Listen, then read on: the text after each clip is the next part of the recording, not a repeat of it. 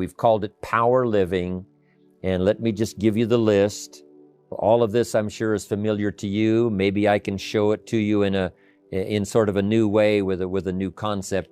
But here's my list. It's a list you can use in your training, passing it on to someone else.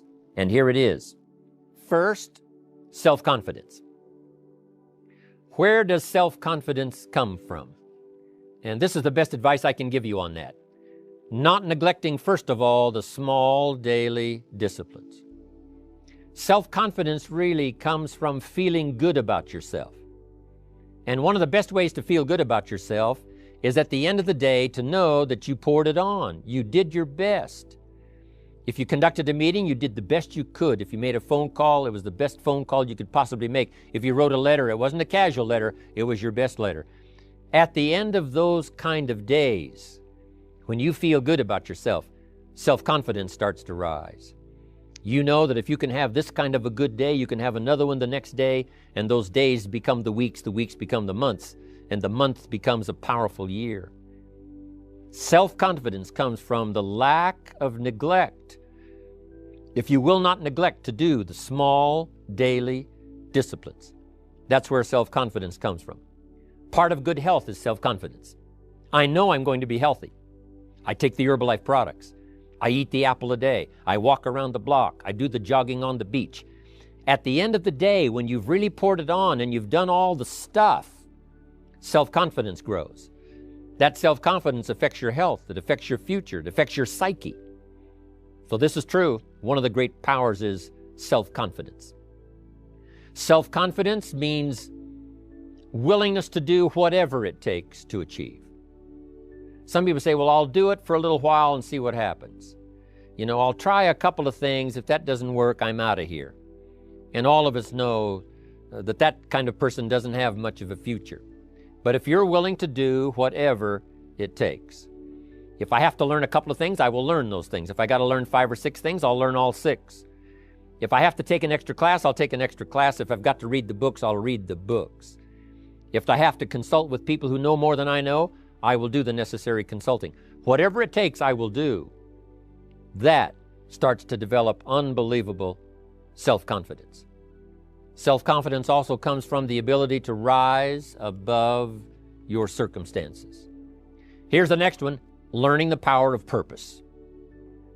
A person who has purpose in their life, they have something to go for, some meaning. One writer described it, for some people it becomes a magnificent obsession. And for you and I, maybe it doesn't need to be that dramatic as a magnificent obsession. But it has to be something that does something to us, something that pulls us, especially into the future. You know, there are many influences on us. One is the influence of the past. Some people are always pulled back by the past. Some people are always pulled aside by the distractions. But here's what's powerful. If you have a list of high purpose in your life, it pulls you toward the future. And the more powerful the purpose is, the stronger it pulls. And here's the other great advantage if you have purpose for the future. It pulls you through all kinds of challenges and all kinds of difficulties. If you don't have these strong purposes for the future, it's easy to get swallowed by a bad day. It's easy to be almost annihilated by a poor month. And it's easy sometimes to almost disappear beneath the waves of a year that goes backwards if you don't have something to pull you beyond that year. So if you want something to pull you through all kinds of challenges, all kinds of difficulties and things that come at you, you got to have something on out there beyond today, beyond next week, beyond next month, beyond this year, that pulls you into the future. And the clearer it is, the stronger it pulls. The more dynamic it is, the more it affects your life, your spirit, your heart, your soul. It also creates imagination. It gets your mind working on how to achieve that purpose. And if your mind will work, and if your heart works, and if your spirit works, and if you have good input, like good ideas, I'm telling you, there isn't anything you can't accomplish. So that's one of the great powers that'll make a variable of you, and that is purpose. The third on the list I had is expertise. wanting to excel in all of the skills and settling for nothing less than an outstanding performance. If you're willing to be the best in your field, if you're willing to demand of yourself excellence in skills, to be the best that you can possibly be, in the training, do the best you possibly can. In doing a workshop, do the best you possibly can. Developing the skills of using your personality, developing the skills of language, developing the skills of influence, developing the skills of organizing. If you're willing to be an expert in all of the skills, Herbalife has the way for you to invest those skills and not only make a handsome living, not only make a lot of money, but if you would so desire and if it would be your purpose, a chance to make your fortune. Expertise, excellence in skills. Here was the next one on my list, making a powerful contribution to you, the variable, and that is preparation. Well prepared. And preparation, of course, involves a whole lot of things. A big share of our life is preparing, getting ready. When we go to the first grade in school, we're just preparing for the second grade. After we've finished 2 grades, the 2 grades prepare us for number 3. Sometimes it seems like a long, excruciating time. And the time will just seem like it'll never come when we can finally have the performance that we really want. But it takes time to prepare. It takes time to get ready. And the decisions you make in the preparation time, those are the decisions that last for a lifetime. Preparing to have a good day. It's that preparing, maybe the night before, maybe the couple of days before the day that you're going to put everything together. The preparation for a meeting means that you've taken it serious. The preparation for doing a workshop means you're serious about the workshop. You want to make the best contribution. That kind of preparation is important. But here's preparation that's very vital, and that is to prepare yourself for success. Life seemingly does not wish to waste success on the unprepared. Life says, why waste a fortune on this person? They're not prepared to do the right things with it. They're not prepared to use it wisely. If a fortune was bestowed upon this unprepared person, it would probably be wasted. The people that could have been touched won't be touched. What could have been done won't be done because this fortune will have been wasted on the unprepared person. So not only look for fortune, not only look for the promise, but prepare yourself and ask of yourself, what can I do to make myself ready? Because remember, life was designed not to give us what we want, not to give us what we need, but life was designed to give us what we deserve. Next on my list to help you become the powerful variable was enthusiasm. And here's what I wrote about enthusiasm. Enthusiasm that's powerful is mostly enthusiasm that is enthusiasm inside, 90%, 10% outside. We all know what the enthusiasm is like when somebody lets us see their enthusiasm, which is like the 90%, and only 10% of it is inside. But the enthusiasm that really affects people is not just being loud, but the enthusiasm that runs deep, the enthusiasm that comes from deep inside, created by self-confidence, created by purpose, created by genuine willingness to help other people. That kind of enthusiasm, knowing that you're going to get the job done, knowing you're going to affect people, knowing you're going to have testimonials flowing in from all kinds of directions. That kind of enthusiasm. A lot of it is quiet. A lot of it is unheard. And the 10% that's heard, it rings a bell.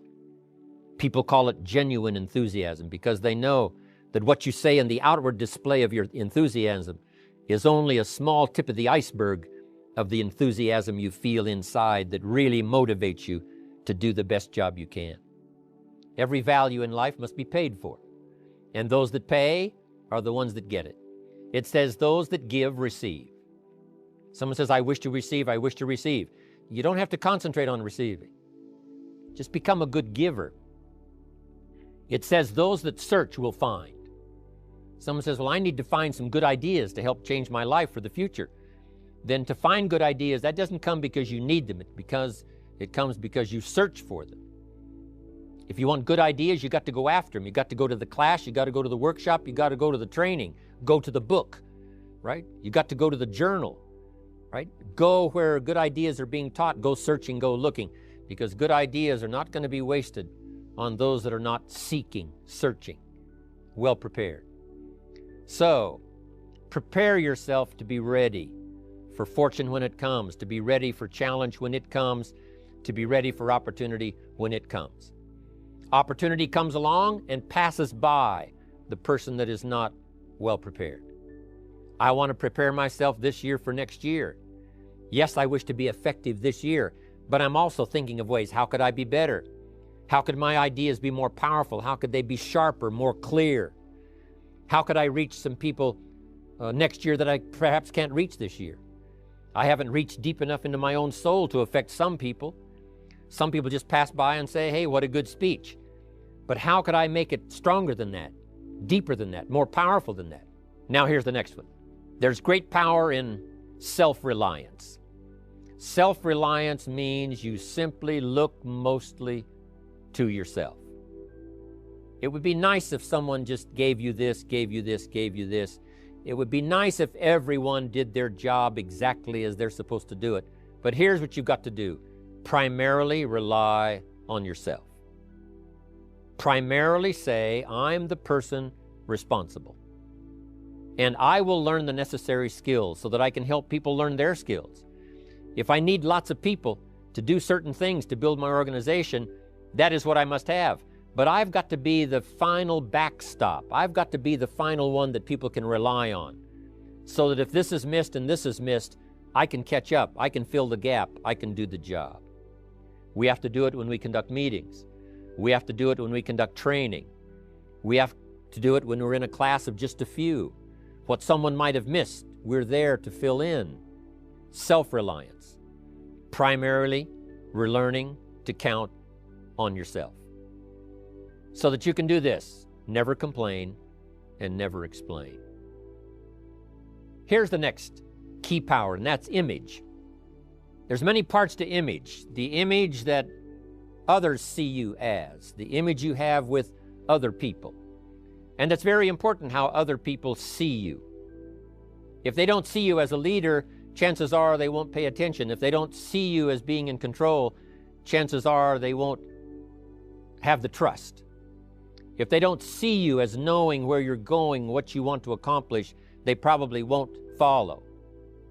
But if people can see you, if you have the image of someone that's in charge, in control of your life, your future, your destiny, in control of the situation, if they see that, that kind of image is powerful.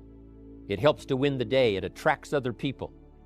People want to be around people that are in control, that are powerful, but they know how to use their power, influential, but they know how to use their influence. That kind of image is important. But here's a very important image, and that is your image of yourself. The way you dress, the way you talk, the way you think, your capacity for learning, all of that is an important image that you have of yourself. The image that you have that if it needs to be learned, you could learn it. If there's a book that needs to be mastered, you could master it. If there's a skill that needs to be learned, why couldn't you get busy now and learn that skill? That kind of self-image, that I am continually trying my best to be the best I can.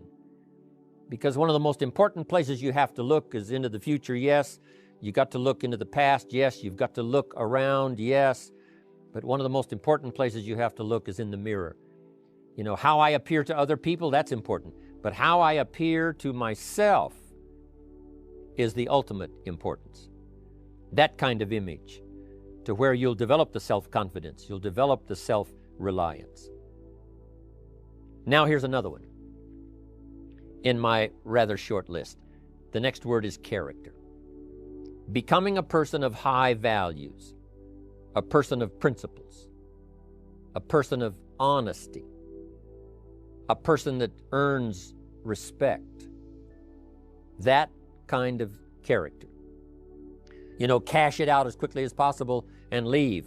Mark was involved when others took advantage of him all those years ago before Herbalife. When someone took advantage, didn't have the character, didn't have the principles, and didn't have the character to stay, the character to see it through, the character to do the right thing. So this is important, to develop the character within yourself, that people see you as honest, as fair, willing to do the right thing, willing to be helpful, but always willing to walk the center line, not to pass the line. When we come to an opportunity like Herbalife, especially multi-level network marketing, it is so dynamic, it is so powerful, and it is so possible in fortune making that sometimes people want to speed up the process by cutting the corners, by neglecting to do the right things, you know, to cheat a little here, you know, cross the line just a little bit, because then, you know, it'll grow faster and you can cash in quicker. Not necessary here. Doing Herbalife right will build your fortune longer and stronger than trying to cut the corners and not doing it right. If we'll have the integrity that Mark had when he started it, and keep perpetuating that we will do the right thing by the marketing system, the right thing by a distributor who has a customer and they take care of that customer belongs to that distributor. That kind of integrity in the marketing system, the kind of integrity we have among each other, the kind of character we have to rely on each other, because here's what we cannot do. We cannot do this by ourselves. Now here's another one. It's called self-discipline. Self-discipline, all of us have a challenge with that. Because sometimes it's easy, and especially if you're working hard, doing the best you can, it's easy sometimes to let up and let it go. But remember, so many people, especially now that we're as big as we are around the world, are counting on what we do. At home office, they have to be careful. They have to be disciplined. It's easy for the person who ships the product from Herbalife, says, oh, well, I'll wait until tomorrow to ship it. And then they go home and sleep like a baby. But the distributor who's waiting for that product doesn't sleep that night, or doesn't sleep when the product doesn't show on time. But if everybody will have the discipline to say, I will do the best job I can. I will make mistakes, of course, because we're all human, but I'll try to remedy those mistakes and do the best job I can. That kind of self-discipline that understands how important your part is in all of the functions that work. Coming to work on the set here, HBN, there's so many people that play a part. And each one of the parts that are played is necessary to put on the broadcast, make it viable, make it real, make it powerful. Any couple of them missing, and it would be a disaster. But all of it put together, and it works like a charm. Each person developing the self-discipline to do their part, do their job. Here's one more, and that is the power of extraordinary performance and demanding of yourself excellent results. If we would ask of ourselves that kind of performance, and you've got to ask it of yourself. You know, I can't ask it of you. I would try to inspire you. I would try my best to share with you what it might taste like, what it's like to finally make your fortune. It happened for me. But here's what you must do. You must demand it of yourself. Society does not demand that you not have a heart attack. But if you want to escape having a heart attack, you must demand it of yourself. Society doesn't demand that you take Herbalife and improve your health. You have to demand it of yourself. Society doesn't demand that you jog around the block every morning. But if you want good health, you must demand it of yourself. Society doesn't demand that you read a couple of books a week and improve your intelligence and your knowledge. That you must demand of yourself. Society does not demand that you build a financial wall around your family nothing can get through. That's not a demand of society. But you must demand it, if you wish it, you must demand it of yourself. Society doesn't demand that you learn a list of 10 skills in order to ensure your own future and the future of your family. Society doesn't demand it, doesn't require it. It is not a law. But if you want the benefit, you must demand it of yourself.